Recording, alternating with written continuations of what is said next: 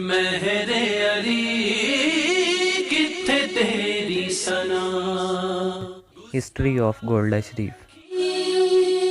کتھے جاڑیاں کتھے مہر علی کتھے تیری سنا. سرزمین پاکستان میں مارگلہ کی پہاڑیوں سے متصل ایک قدیم قصبہ گولڈا، جس کا نام قدیمی باشندوں گولڈا قوم سے موسوم ہے، لیکن اللہ کے مقبول بندے مہر علی شاہ کی آمد سے یہ شہر گولڈا سے گولڈا شریف ہو گیا. یہاں کے ذرے ذرے میں سمائی ہے پیر مہر علی شاہ رحمۃ اللہ علیہ کی یادیں. یہاں کی فضاؤں میں بسی ہے ان کے رحم و کرم کی خوشبو. پیر مہر علی شاہ رحمۃ اللہ علیہ کا مزار راولپنڈی سے 11 میل کے فاصلے پر واقع ہے. آپ رحمۃ اللہ علیہ 14 اپریل 1859 کو پیر کے دن اس گلشن ہستی میں رونق افروز ہوئے. یہ وہ زمانہ تھا جب ہندوستان سے مغلیہ حکومت کا خاتمہ ہو چکا تھا اور طاغوتی قوتیں دین اسلام کو مٹانے میں مصروف تھیں. اللہ نے اس اندھیرے کو دور کرنے کے لیے قصبہ گولڈا میں حضرت پیر سید نظر الدین رحمۃ اللہ علیہ کے گھر ایک چراغ روشن فرمایا. پیر سید مہر علی شاہ رحمۃ اللہ علیہ کا نام برصغیر کے باسیوں کے لیے نیا نہیں. آپ رحمۃ اللہ علیہ نے اس خطے کے مسلمانوں کو اپنی تعلیمات کے ذریعے جرأت سے رہنے کی تلقین کی جب مختلف فتنے جنم لے رہے تھے، جن میں سب سے بڑا فتنہ قادیانیت تھا. مکھ چند بدر شاشا.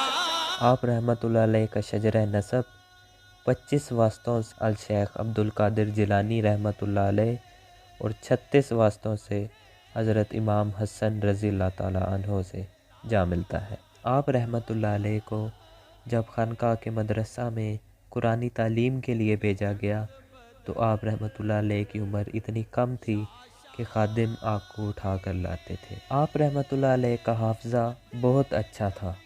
جب قرآن پاک کا ناظرہ مکمل کیا تو وہ ساتھ ہی ان کو حفظ بھی ہو چکا تھا. آپ کے احسار کا یہ عالم تھا کہ آپ کو جو ماہوار خرچ ملتا اس کو طالب علموں میں تقسیم کر دیتے تھے اور خود روزہ رکھ لیتے تھے. جب بھی تناور فرماتے 1-2 نوالے لیتے تھے اور کئی روز کچھ نہ کھاتے تھے. مگر لنگر غوثیہ آج بھی ایک روز میں ہزاروں لوگوں کی مہمان نوازی کا شرف حاصل کرتا ہے. زائرین میں لنگر کی تقسیم آج تک کم نہیں ہو پائی.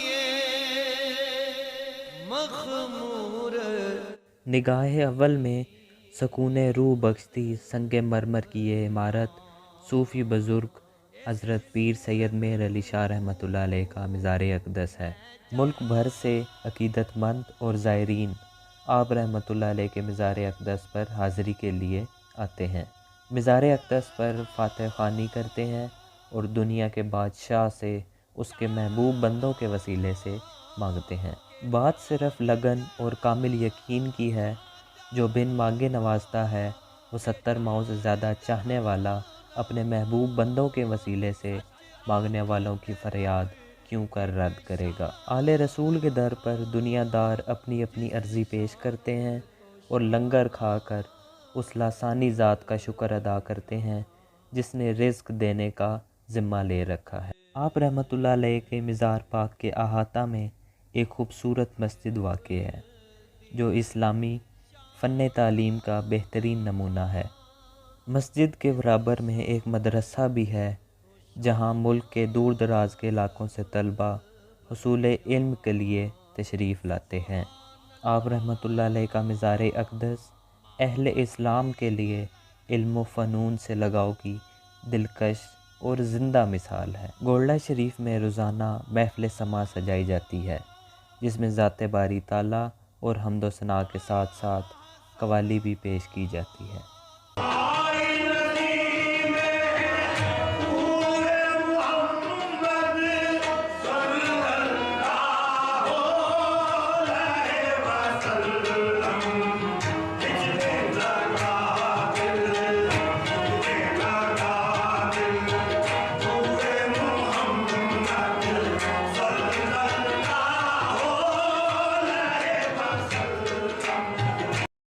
آپ رحمۃ اللہ علیہ کے گھرانے کے ایک عظیم چشم و چراغ پیر سید نصیر الدین نصیر گیلانی رحمۃ اللہ علیہ کا مزار بھی آپ رحمۃ اللہ علیہ کے روضہ مبارک کے احاطہ میں واقع ہے۔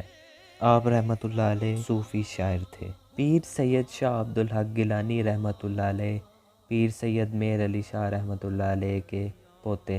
آپ رحمۃ اللہ علیہ کو ثانی مہر علی کہا جاتا ہے۔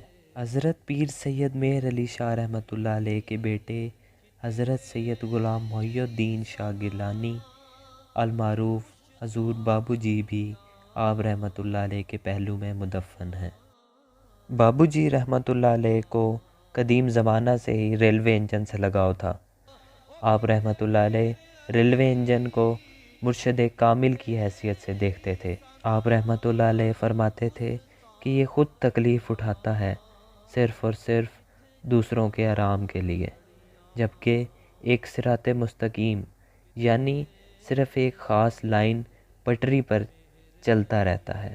گولڈا ریلوے اسٹیشن ایک اپنی تاریخی حیثیت رکھتا ہے۔